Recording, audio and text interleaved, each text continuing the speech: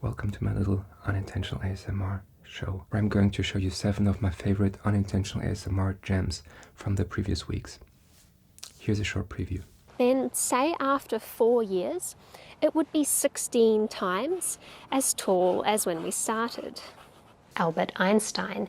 I have his grades here from the end of high school, as well as during his time at university.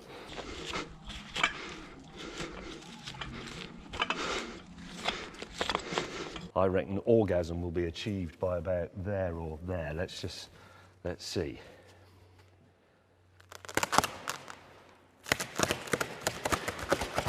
The Orange Hat and Micro Tom Micro Tomatoes have been plugging right along. There's other companies do a rainbow version or a rainbow type flash. You don't need to, just put black on it if that's all you've got. It doesn't really have a bunch of meaning for her. It's like, I got this shit on shrooms, and I didn't even feel it at all. So here was half door in the original building, and we completed the door, and we found the size of this balcony to sit, enjoy the view. Before I go into the actual unintentional ASMR recommendations, I wanted to give you a short intro. You might know that I love unintentional ASMR and that I have an ever-growing big collection of unintentional ASMR that I would like to share with you. And you might also know that I have a separate unintentional ASMR channel, Best Unintentional ASMR, where I basically in general pick creators and videos that aren't that popular and edit them and create compilations and so on. But in many cases the videos are great just as they are and I don't need to change anything, or I just want to recommend a certain creator who has a super nice voice or does something super interesting or inspiring. And I thought of ways to share those great unintentional ASMR creators and videos with you. So first of all, I decided to make an unintentional ASMR playlist with the best triggers, voices, medical exams, you name it. Basically everything that I find. Just link the original channels. And I'm gonna put the link below too. But instead of just putting them on the playlist, I thought I would pick my favorite videos and creators and briefly present them here and tell you what I like so much about them and why I think they're interesting and cool and why you should check them out as well. And then you can basically pick your favorite ones. But I'm only gonna show you the previews of the clips so you can basically decide which ones you like, which ones you would enjoy. And then you can watch the full clips, which are linked in the description but also in the playlist. I picked 7 recommendations, so basically you technically have one to watch every day of the week, or just at once if you want to. And I'm also trying to mix it up a bit so it's not only one type of unintentional ASMR. So I guess that's it. Here we go. Okay, let's start with number 1. The channel is named TB's and it's amazing. I'm pretty excited about it. It's a female content creator called Toby. She's from New Zealand or Australia, and her content is about math and physics and astrology, super complicated stuff, but she presents it in a super nice and relaxing way, and I think she kind of notices this and kind of embraced it, and this is why she actually created a video called Explaining Math, Bob Ross style or something, and it's a beautiful scenery. I think it's in Sydney, and she explains it very patiently, and I wanted to show it to you. Hello and welcome to another episode of The Joy of Mathematics. I'm Toby and I'm so glad that you could join me today. So I want you to feel your stress melt away into the leaves of the trees.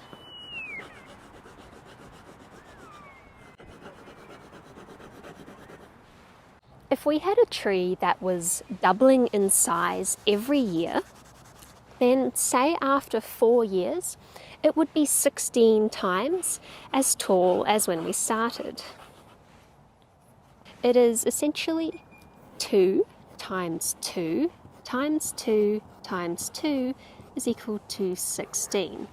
You could also write that as 2 to the 4, because there are 4 2's, is equal to 16. But there is one other way that we can write it, and that is log of base 2, 16 is equal to 4. Then you could follow this pattern from the base to the exponent to the argument to remember the same order to get back to this one up here. Let the rhythm of it flow off your chalk like a log rolling gently down a hill. I'd like to wish you happy studying, and I hope you have an absolutely mathematical day. And the second video is her showing Albert Einstein's grades. Basically, she, I think, printed out his grade sheets, and it's pretty interesting. Zeugnis, as we call them in German. The crinkling sounds and her patiently explaining everything. I liked it a lot, and it also kind of gets rid of this weird idea, this myth that Einstein was bad in math. And here it is. Today I'd like to show you through the report card of none other than the famous Albert Einstein.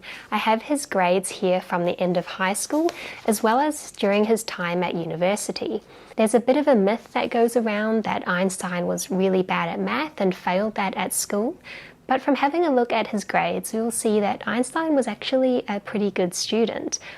So this first document I have here is Einstein's final grades from his year at the Argyle School. French, English, Italian, history, geography, algebra, he's got a 6 there, geometry, including trigonometry and analytic geometry, a 6 as well, the highest score, descriptive geometry, physics, again a 6, so he looks like a pretty good student here at those subjects.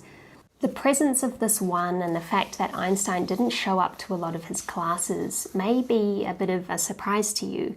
It is said that Einstein could not easily bring himself to study what did not interest him, and most of his time he spent on his own in joyful exploration of the wonders of science.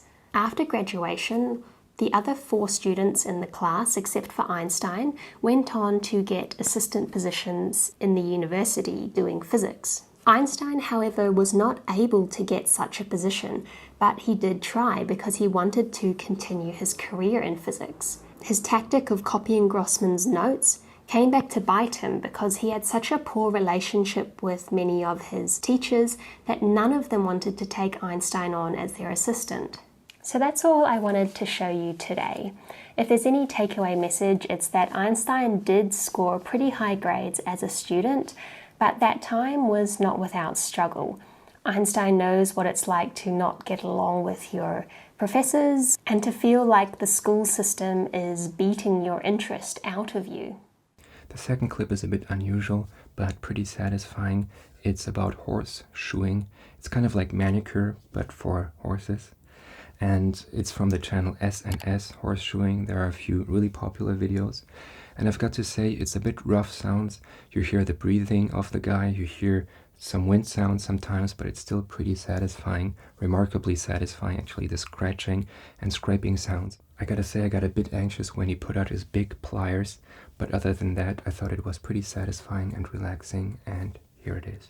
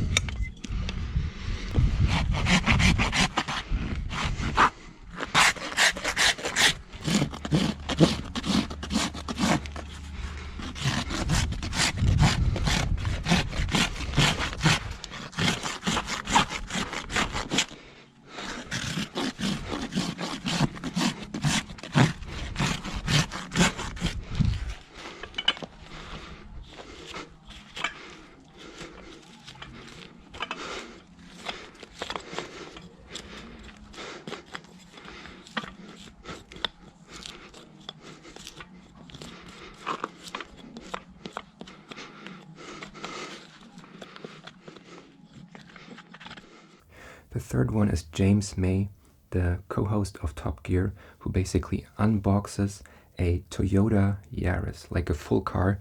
He has a big package, and obviously there's some pretty nice packaging sounds. He has a great voice too, and it's from the channel Drive Tribe, which has some other videos with the other co-hosts of Top Gear too. Pretty cool small documentaries about different cars. We begin by pulling off the tear tab here. And that's quite satisfying already, just one of those, and I've got all those to go. Very nice. I reckon. Oh. Yes. I reckon orgasm will be achieved by about there or there. Let's see.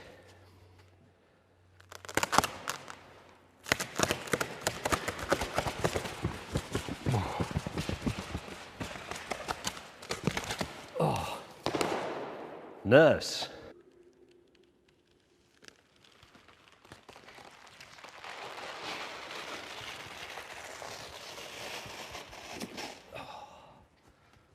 Oh yes. This is where we will get to see its face for the first time. Ready? Oh. It's not there yet. There are the polystyrene inserts.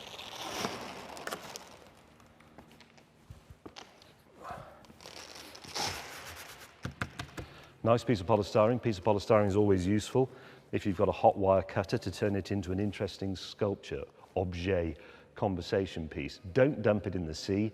It's very buoyant and it gets in the mouths of whales and dolphins. Okay? Use it responsibly. Turn it into something attractive.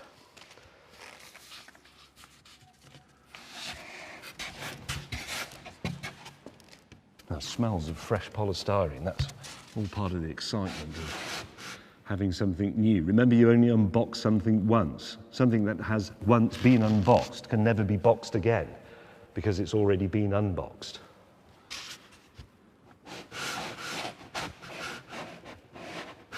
This is a one-time event. It's a bit like the Big Bang or your own personal Big Bang. Can't do that for a second time.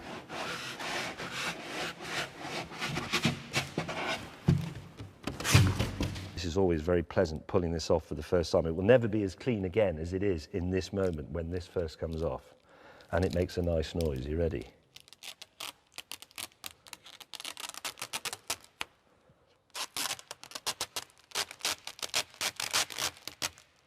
I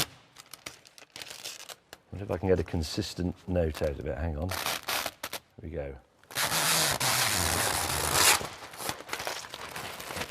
Look how clean that is.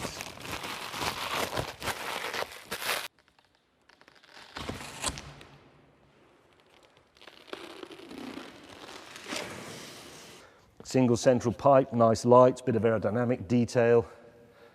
Nice, small wing. 80s, excellent. Somewhere in or on this box is the key. Let's have a look for that. So I'm guessing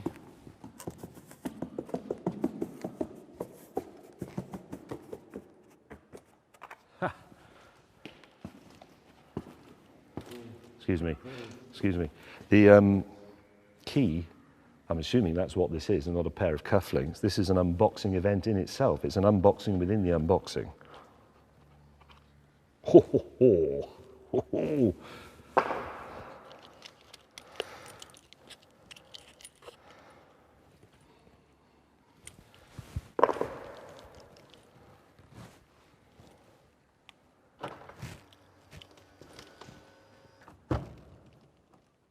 Oh, the inside is boxed as well. It's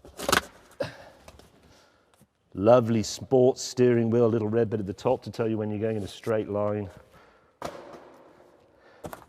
That off there.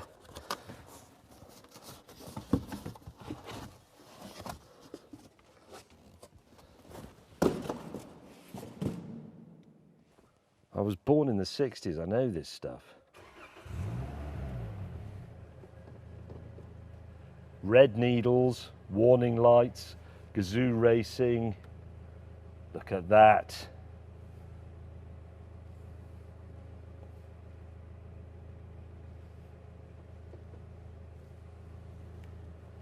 I'm going to drive it forwards and then I'll meet you down there to look at the owner's handbook.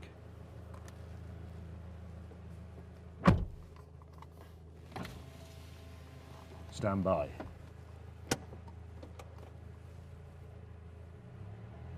Oh, feel the power, feel the supercharger.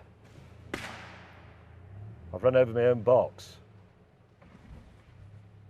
Fourth, I want to recommend the channel Midwest Gardener. It's a guy from Kansas, somewhat elderly, who shows how he has his garden, how he's gardening, and he gives you great recommendations about tomatoes, what soil to use, and so on. He has an amazing voice, and it's pretty handy because I'm also gardening, and if you like this kind of stuff or just like to be relaxed, check out this channel, and here's a short preview. It's time for another garden update, so let's get out there and look at some stuff. Because of the weird weather we've had around here, the peanuts took a long time to start coming up, and when they did, there were a few gaps in the line, so I started some indoors just to have backups in case we did have poor germination. Even though we've had some really strange weather this spring, the orange hat and micro tomatoes have been plugging right along. A lot of them have already set on tomatoes, and the ones that don't have tomatoes are covered with blooms. Now that we have warm weather finally arriving, these should do much better. In the grow bags, the spinach is a little behind the lettuce, and I still have the forks to keep the cats out of that one, but I've taken the forks out of the one with the lettuce and the one with the radishes. I used butterfly weed last year to feed some monarch butterfly caterpillars, and it worked pretty well for that, but it seems like they prefer to lay their eggs on the common milkweed. Okay, number 5 is a channel Davy McPhail doing fly tying. This guy has an amazing accent. I think it's Irish or Scottish. I'm sorry, I'm not entirely sure, but he definitely does these small fly ties for fly fishing. He creates like small fake flies, and it's really relaxing, and the entire channel is great, and I just generally enjoy watching people who do something in a very focused manner. I'm going to be tying this fly. This is an adult midge. In this case it's a black adult midge. Now yesterday I uploaded a video and it was on an olive adult midge, and I put a photograph of the black version up. There's the olive, and I put a photograph of the black one up, and a lot of people were saying, do I have the dressing? And obviously I gave the dressing to them, but some people say, could any chance I could dye it? I went, no problem, I'll do that. I'm just going to start my way down just like I did the olive, and I stop in line with the point of the hook. On the way down I catch in a fine silver wire. Now you could use a pearl rib or something like that, or slightly flatter, but I'm just going to use the silver wire, and this is a extra or a small, or if it's vineyards it's number 27. There's other companies do a rainbow version or a rainbow type flash. You don't need to, just put black on it if that's all you've got. Or even peacock herald's ideal, dyed black, it's nice. It works. Just going to build up a kind of thorax. You may come into the red tiny a wee bit. I'll still show through. Happy with that? That's enough. I'm just going to then pull back any fibres going forward with the thread, and there we are. Just a piece of wire here lying on my desk. I'll just clean the eye out. Just clean the eye or clean the wire at front, and there we go. And that's the black version of your adult midge that a lot of people asked for, and I know it's the same pattern, it's the same as the olive, tied the same way, just different colours obviously. By the way, on my best unintentional ASMR channel I also featured a fly tying guy, Norm Norlander, who apparently passed away, and this is how I actually found this very channel, but you can go there to check it out as well. It's very relaxing too. Norm Norlander here. I'd like to demonstrate next a classic streamer pattern called the spruce fly.